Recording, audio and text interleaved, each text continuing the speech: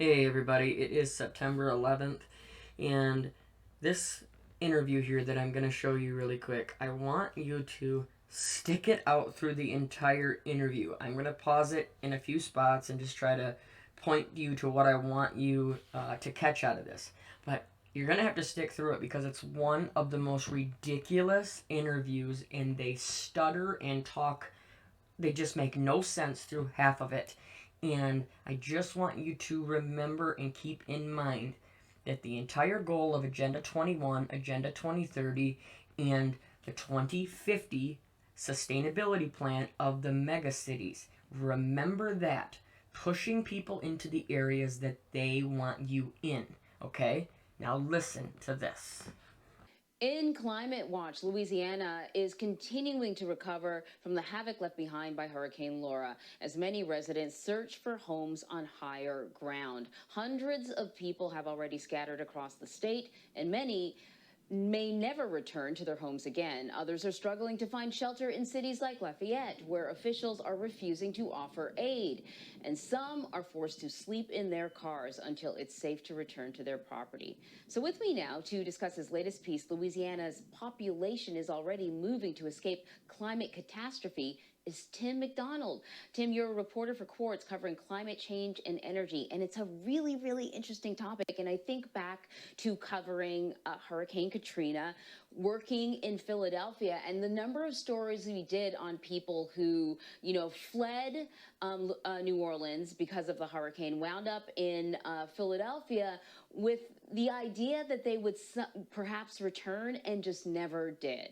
We're going to stop it right there because I hope you can see what they're doing. This is how they can eliminate the people that they moved out from these storms, right? This is all about, Hurricane Laura caused this. Hurricane Laura is now displacing people. Look at them pushing, saying, when Katrina happened, all these people that moved, they planned to come back, but they never came back, right? Well, doesn't that make it just very, very easy for them to, anybody that they took out on those buses or anybody that they want not in these areas to get rid of them? Just like Katrina. Yep, of course, 90% of the population that was moved out on these evacuations, these mandatory evacuations, didn't come back. It's horrible. You can see their agenda. So you wrote that Louisiana could be the first state in the U.S. to witness a large-scale climate-related migration. What exactly does that look like? And is there enough land for people to move to sort of be safe? Yeah, the case of Louisiana is so interesting, and it's a kind of microcosm of something we're seeing all over the world, people moving to escape climate-related disasters, which could be hurricanes, like you've mentioned, but also slower moving changes like sea level rise or droughts, other things like that. And now do you see why they're using weather warfare? Just take out climate change, take out all the things when they say climate change, and replace that with weather warfare, because that's what they're doing. Because of hurricanes, wildfires, rising sea levels, etc., etc. That is why people are being forced to move, to these cities or to these other places that they're going to get into right here and explain to you what they want these cities to be. Okay? Yeah, just use climate change, right? It's ridiculous. You have to see through this. So Louisiana is a place where the coastal part of the state has been experiencing a lot of land loss, sea level rise, other impacts, and people who are living in that area. The state has spent a lot of time and resources over the last few years studying these trends of population movement. And what they're finding is that the counties that are at the sort of bottom edge of the state there are losing population. Those that are a little bit better protected from impacts are gaining population. And so the state is at this point now of trying to figure out, what does that mean? How can these communities that are sort of on the receiving end of that population movement do a better job of planning for that, trying to prepare for their cities to become not only larger, but also more diverse in terms of race and income and other factors. And so that's really the challenge that the state is grappling with. Okay, did you see the map that they showed up? They don't even put dates on it. They don't put anything on it. That could be 500 years difference from one picture to the next, or just say 100 years or 200 years. When they don't put dates on them, it proves they're lying. It proves they're trying to get away with something. Those should have dates on them. And did you hear what they said? Oh, well, the cities, these new cities are going to become larger. They're going to have more people, and they need to prepare for all these people to be coming to these cities. It's going to be more diverse. And does mega cities just keep just screaming right? Agenda 21. It's right here. And in at least one case, they've gone through this process of actually relocating an entire community from one place to another. Yeah, so let's talk a little bit more about these receiving communities, these cities and towns that suddenly find themselves dealing with essentially climate refugees. You wouldn't think you would sort of use that phrase when you're talking about the U.S. How are they dealing with the influx? Often, what we see is that particularly vulnerable communities that maybe are, low-lying areas, more prone to flooding, are also communities in need, economically challenged communities. And so you have a lot of people that are not only fleeing their homes, but they were already in need before they fled. They're leaving behind the very little that they had. Okay, so hold on. Did you catch that? So now I guess if you are poor, if you are, economically challenged, or you're African American or Latino, or, just happen to be in these bad areas that they're talking about, right? Oh yeah, all these horrible areas that are getting attacked and people are having to move from just happen to be that way because of, the weather. Come on, people, really? They're just showing you right there. Those are the people they want moved. Those are the people that they want to take care of and to do what they want with them and to move them into these mega cities. So how are these receiving communities handling this?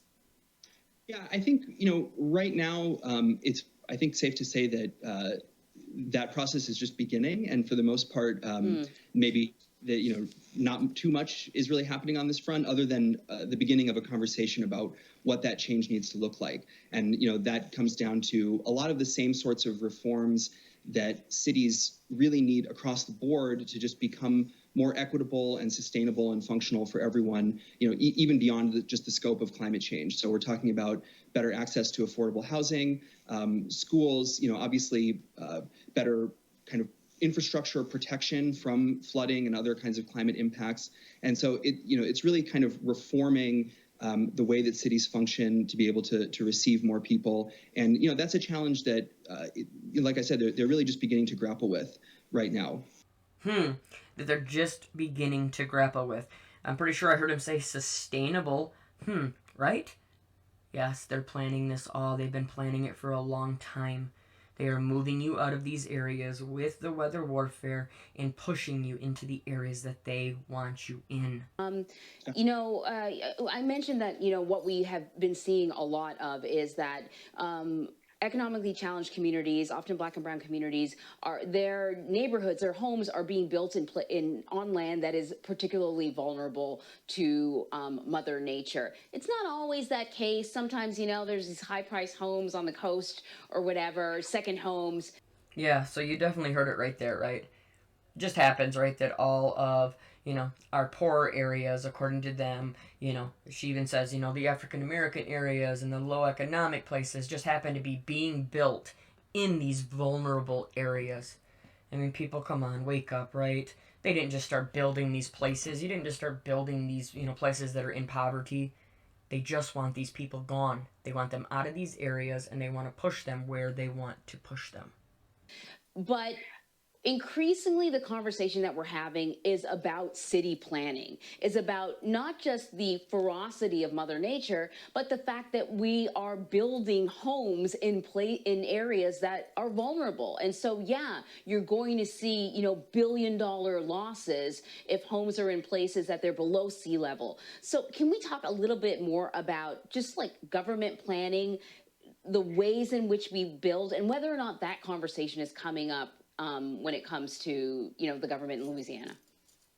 This is a really important question, and I think this is something that we really tried to explore in this story. And also, this story is part of a larger package of stories that we produced this week about climate migration and urbanization from different perspectives. And Louisiana is one example, but there are others. the question of what do we sort of build to prepare for the future that we know we're going to have is really important. Having a vision that will allow us to kind of not repeat the mistakes of the past and do things like, as you just mentioned, building housing for communities of color in places that are very vulnerable to climate impacts or that are exposed to pollution from power plants or other industrial facilities. I mean, this obviously has happened repeatedly over the decades. And, if we're going to have a conversation about receiving communities that are receiving climate migrants that are going to be growing, we need to talk about building new housing in those places, but we need to not repeat the mistakes of the past. We need to have a vision for creating a city that is more equitable for everyone. And that's what we were trying to look at with this piece here is actually just doing some vision planning, some thinking about what needs to go into that process so that we can ensure that as we're building new cities or expanding existing cities, that we're doing it in a way that is just. I mean, I was very fascinated in my research for this story to look more closely at one of the last instances of mass migration that we had in this country, which of course was the Great Migration of Black Americans from the South to the North in the early and mid 20th century during the Jim Crow era. There were about 6 million Black Americans that made that journey. And, in that process, cities like New York and Chicago, Buffalo, Detroit, others became a lot more diverse. There was an incredible explosion of cultural and economic achievements that came out of that movement. But there was also a lot of Northern racism that happened there. And it was sort of, that process was kind of the root of some of the racist housing policies that we've seen over the last few decades, redlining and, white flight into the suburbs. And so we want to make sure that as this new era of kind of climate-related migration takes place, that we do it better this time. That's what we're really trying to look at with this story. Yeah, it's a really important conversation to have, Tim. I'm really glad you were able to join us. Tim McDonald, thank you. Thank you very much. So yes, you just heard it right. They just compared back in the 1920s and that migration of people due to, what was going on with the North and the South and that, that stuff to climate change migration. You just can't get any more obvious of what is going on here. They have a plan and they're setting to it.